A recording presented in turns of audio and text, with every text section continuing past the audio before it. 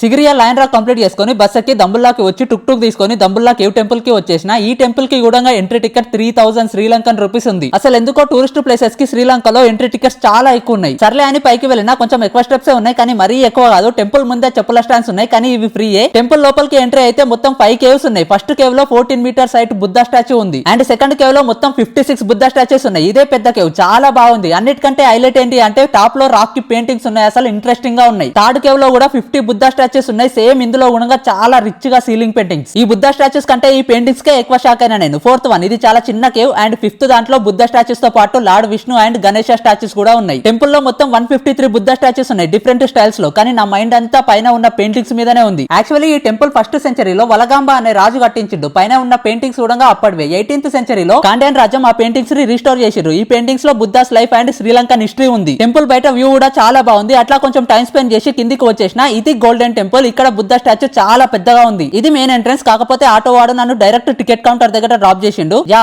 బాగుంది cave temple, must visit in Dambulla. బయటికి వచ్చి బస్ ఎక్కి రూమ్ కి వెళ్లి రూమ్ చెక్అౌట్ చేసి క్యాండీకి స్టార్ట్ అయినా. ఇక క్యాండీ కోసం నెక్స్ట్ వీడియోలో మాట్లాడుకుందాం. Cave temple and Sigiriya rock full detailed vlog already మన యూట్యూబ్ ఛానల్లో పోస్ట్ చేసిన, లింక్ బయోలో ఉంటది. ఇంట్రెస్ట్ ఉంటే వెళ్లి చూసి నచ్చితే మన ఛానల్ ని సబ్స్క్రైబ్ చేసుకోండి.